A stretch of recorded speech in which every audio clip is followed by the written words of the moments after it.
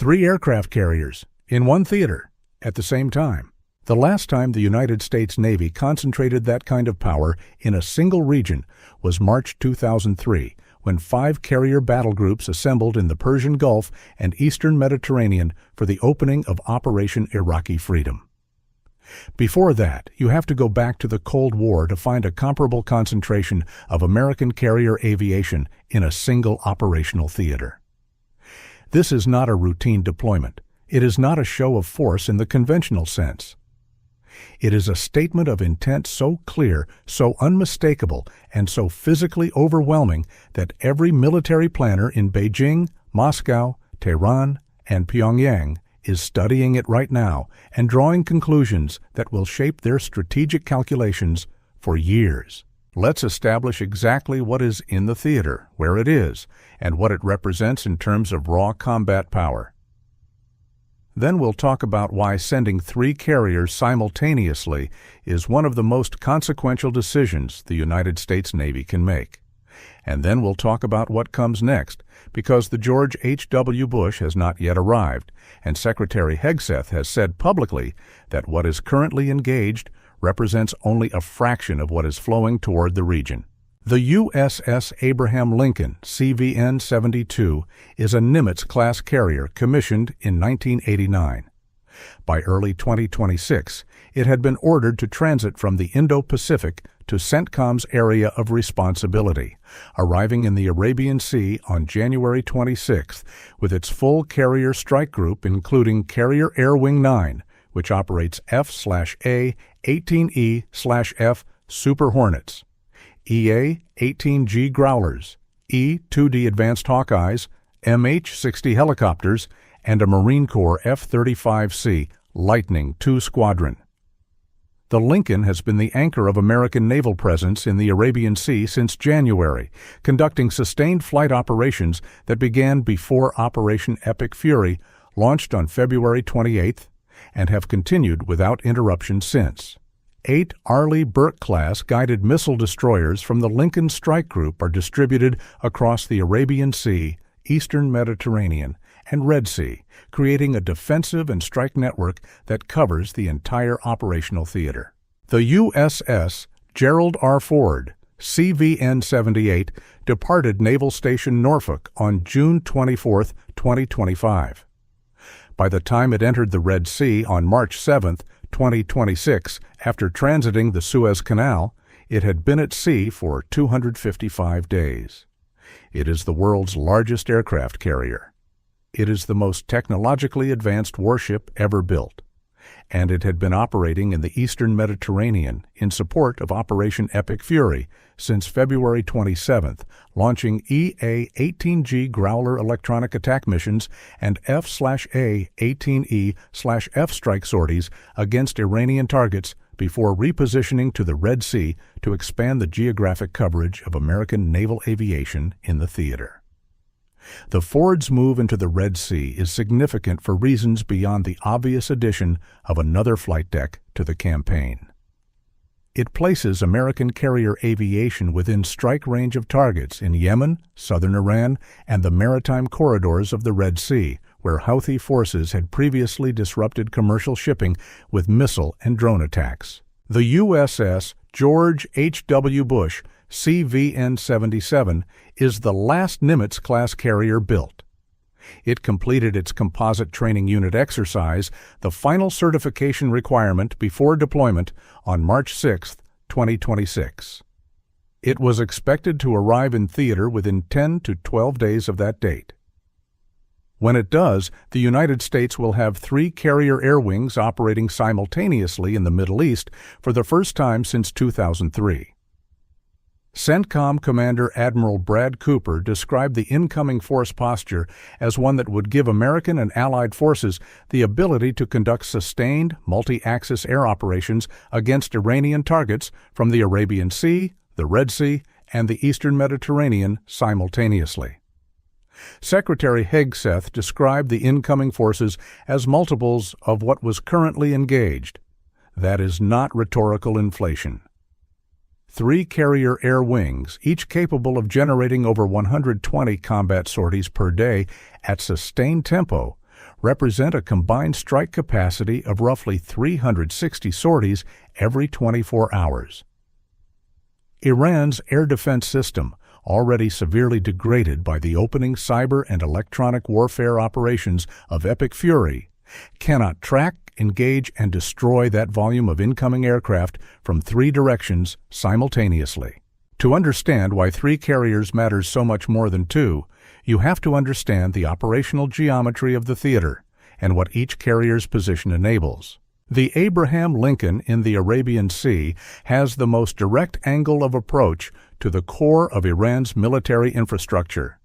The Arabian Sea provides a launch platform for strikes against targets in southern and central Iran, including the major naval bases at Bandar Abbas and Konarak that were struck in the opening hours of Epic Fury, ballistic missile storage and production facilities in central Iran, and the oil and gas infrastructure that represents the economic foundation of the Iranian state.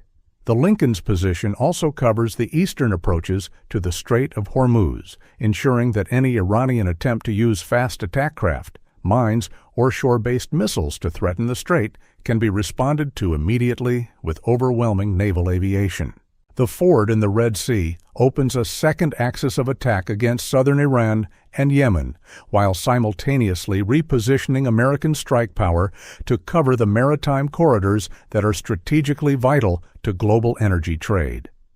20% of the world's oil supply transits the Strait of Hormuz. An additional significant portion of global trade moves through the Bab el-Mandeb Strait between Yemen and Djibouti, the gateway to the Red Sea from the Indian Ocean. The ford's presence in the Red Sea serves 2 simultaneous operational purposes. It provides strike coverage for a second geographic axis against Iranian targets that is qualitatively different from the Lincoln's angle, forcing Iranian defense planners to cover 2 completely separate threat corridors with a degraded air defense system. And it ensures that any Houthi attempt to resume missile and drone attacks against Red Sea shipping, which had been largely suppressed by Operation Rough Rider before Epic Fury began, can be answered immediately by carrier aviation without reorienting forces from the primary campaign. The Bush, when it arrives, will add a third axis from the eastern Mediterranean. Aircraft from a carrier operating in the eastern Mediterranean can reach targets in western Iran, in Syria, in Lebanon, and in any location where Iranian proxy forces might attempt to escalate in response to the campaign. The 3-carrier posture creates what military planners call a multi-axis approach that forces the enemy to defend every direction simultaneously with resources that are not capable of doing so. Iran cannot concentrate its remaining air defense assets to protect any single approach, because doing so would leave the other 2 approaches completely undefended. It cannot prioritize because it has no good basis for determining which direction the next major strike will come from. The result is a paralysis of defensive planning that multiplies the effectiveness of every individual strike package launched from any of the 3 carriers. The logistics of sustaining 3 carriers simultaneously in a theater this far from American home ports is itself a remarkable operational achievement that deserves more attention than it typically receives. Each carrier requires approximately 8,000 to 10,000 gallons of aviation fuel per day just for its air wings flight operations, in addition to the fuel consumed by the carrier itself and its escorting ships. Food, ammunition, spare parts, replacement aircraft components, medical supplies, and the hundreds of other categories of material that a warship consumes during sustained combat operations all have to be delivered to carriers operating hundreds of miles from the nearest friendly port. The Combat Logistics Force, the Navy's network of replenishment vessels that resupply warships at sea without requiring them to return to port, is the invisible backbone of this capability. Without the TAO-class oilers, the TAKE-class dry cargo ships, and the other replenishment vessels that conduct regular underway replenishment operations with the carrier strike groups, the 3-carrier posture in the Middle East would be impossible to sustain beyond a few weeks. With the Combat Logistics Force working at full tempo, it can be maintained indefinitely. The access-basing dimension of the three-carrier deployment also tells a strategically significant story. Spain denied the United States access to its military bases at Rota and Meran, citing opposition to the military campaign against Iran and prompting trade threats from President Trump. Several Gulf states reportedly blocked American use of their bases and airspace for strikes on Iran over fears of Iranian retaliation. These access denials were genuine constraints on American operational planning, and the three-carrier posture is partly a response to those constraints. When ground-based access is denied or limited, carrier aviation provides the alternative. The Lincoln, Ford, and Bush do not need Spanish air bases or Gulf state airfields. They carry their own bases with them. They operate in international waters where no host nation permission is required. They can strike targets across Iran from sea-based positions that no adversary or reluctant ally can deny access to. This is the foundational strategic rationale for why the United States has maintained 11 nuclear-powered aircraft carriers for decades, when even a fraction of that number would seem militarily excessive against any specific adversary. The carriers are not just weapons platforms. They are mobile, sovereign, self-sustaining bases that give American military power a global reach that requires no permission from anyone. The Spain access denial and the Gulf state airspace restrictions are a preview of the access challenges that will define American military operations in the decades ahead, as American allies and partners face growing pressure from adversaries who can credibly threaten economic and military retaliation for hosting American forces. The political cost of access agreements will rise. The carrier provides the alternative that makes American military power less dependent on any specific host nation's political calculations. Three carriers in the Middle East, operating from international waters, conducting sustained combat operations against Iran without requiring access to a single shore base in the region, is a demonstration of that independence that has implications far beyond this specific campaign. The operational tempo that the three-carrier posture enables is staggering when you lay out the actual sortie numbers. The Abraham Lincoln has been generating an average of over 100 combat sorties per day since Epic Fury began, according to analysis of publicly available CENTCOM operational reports. The Ford, since entering the Red Sea, has added comparable sortie generation from its own flight deck. When the Bush arrives and its air wing is fully integrated into the operational plan, CENTCOM will have the ability to conduct strikes against Iranian targets around the clock, from 3 different directions, at a total tempo that Iran's degraded air defense system cannot effectively respond to, regardless of the direction from which any specific wave arrives. The sustained sortie rate also has a cumulative degradation effect on Iranian military capability that is separate from any individual strike's immediate results. Each day of sustained operations at this tempo consumes Iranian air defense missiles, degrades Iranian radar systems through repeated engagement and jamming, and forces Iranian air defense crews to remain at continuous alert status, which creates fatigue, increases maintenance requirements, and degrades the readiness of systems that are already under stress. An adversary that has to man its air defense systems continuously for weeks, knowing that strikes are coming, but not knowing exactly when or from which direction, experiences a qualitative degradation in capability even before a single additional strike lands.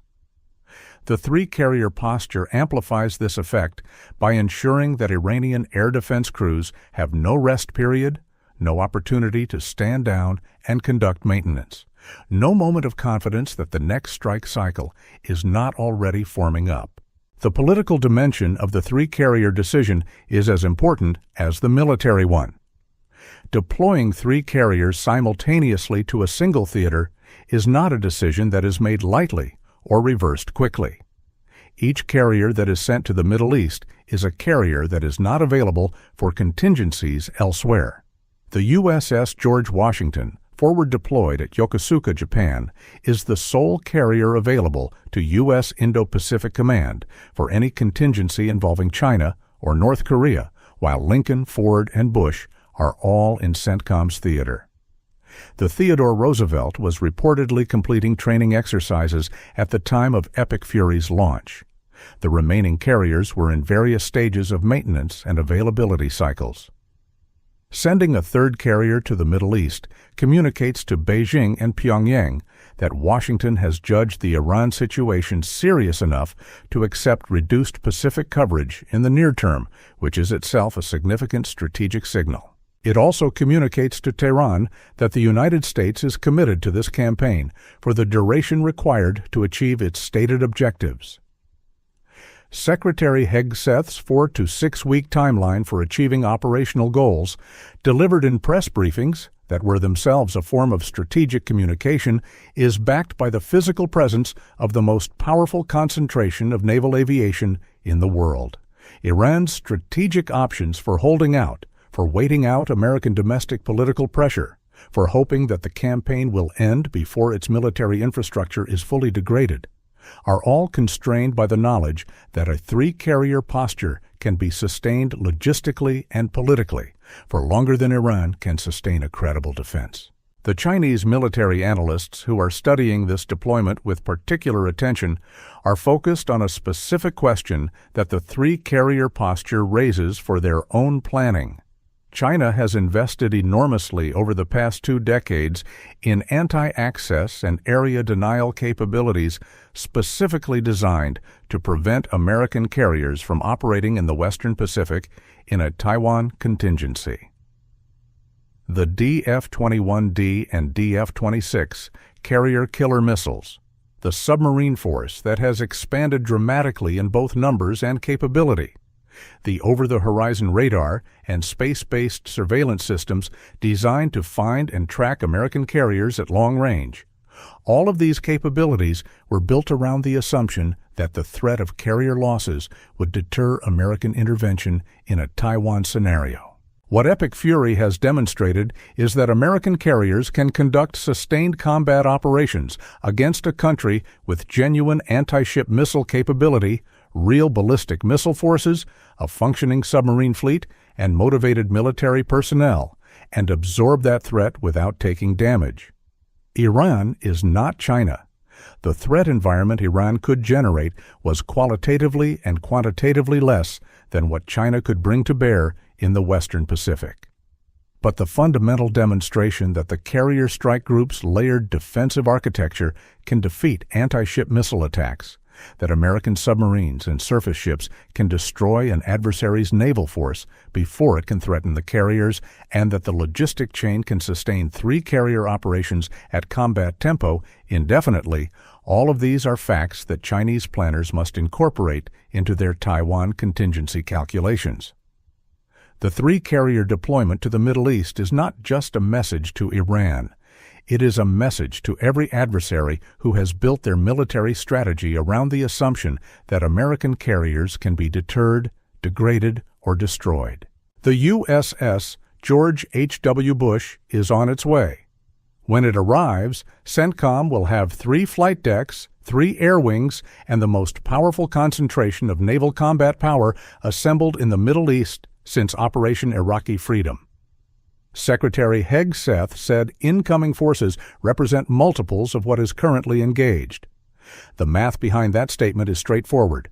3 carriers, 8+ Arleigh Burke destroyers per strike group, 24 or more destroyers in total across the theater. Tomahawk missiles in the thousands across the combined vertical launch system capacity of those ships. Combat aircraft numbering over 200. And beneath the water, in positions that the Iranian military cannot locate and cannot track, American submarines that have already demonstrated their willingness and their ability to sink Iranian warships in international waters hundreds of miles from the battlefield. The last time the United States sent 3 carriers to a single fight, the government of Saddam Hussein fell in 3 weeks. The circumstances are different now. The geography is different. The adversary is different. The political objectives are different. But the fundamental equation of what 3 American carrier strike groups represent in terms of sustained, multi-axis, around-the-clock combat power has not changed. Iran's Navy is already at the bottom of the sea. Its nuclear program has been struck twice. Its supreme leader is dead. And 3 carriers are operating in waters surrounding what remains of its military infrastructure.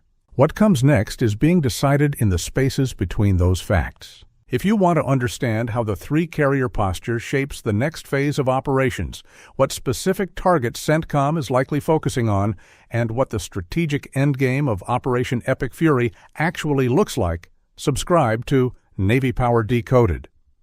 We cover every development, every system, every strategic calculation with the depth and precision that this moment demands. 3 carriers, 3 directions, 1 message.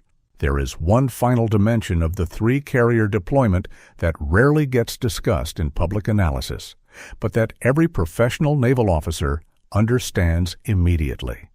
The crew dimension. The USS Gerald R. Ford departed Naval Station Norfolk on June 24, 2025. By early March 2026, it had been at sea for 255 days. The Navy's standard deployment length is approximately 7 months, or roughly 210 days. The Ford's crew has been at sea for over 8 months through what Admiral Darrell Caudle, Chief of Naval Operations, described publicly as a longer deployment than planned because the nation needs them forward and ready. That is a significant ask of the sailors and their families. Extended deployments increase stress, increase maintenance requirements for both the ship and its systems, and reduce the margin for error that a fully rested, fully maintained crew and ship would provide. The Abraham Lincoln was ordered to transit from the Indo-Pacific to the Middle East in January 2026, interrupting what had been a Pacific deployment and redirecting the ship and crew to an entirely different theater with different operational demands.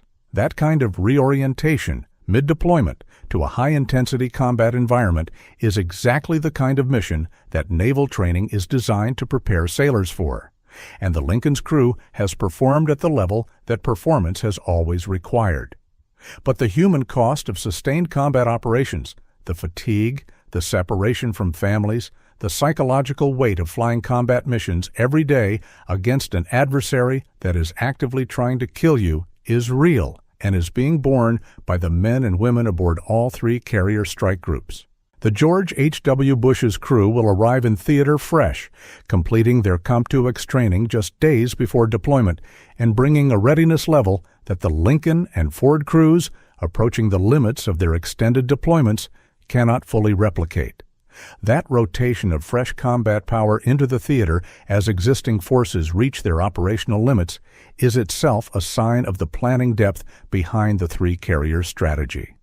You do not wait until the first 2 carriers are exhausted before sending the 3rd. You sequence the arrivals so that peak Bush readiness coincides with Lincoln and Ford approaching their relief window. The machine of American naval power does not just project force. It projects force sustainably, sequentially, and with the kind of institutional depth that no adversary Iran has ever faced could match. 3 carriers, hundreds of aircraft, thousands of sailors, and the institutional knowledge, the training, the doctrine, and the logistic chain that makes all of it work continuously at combat tempo in one of the most operationally demanding environments on Earth. That is what the United States Navy built. And that is what Iran is facing right now.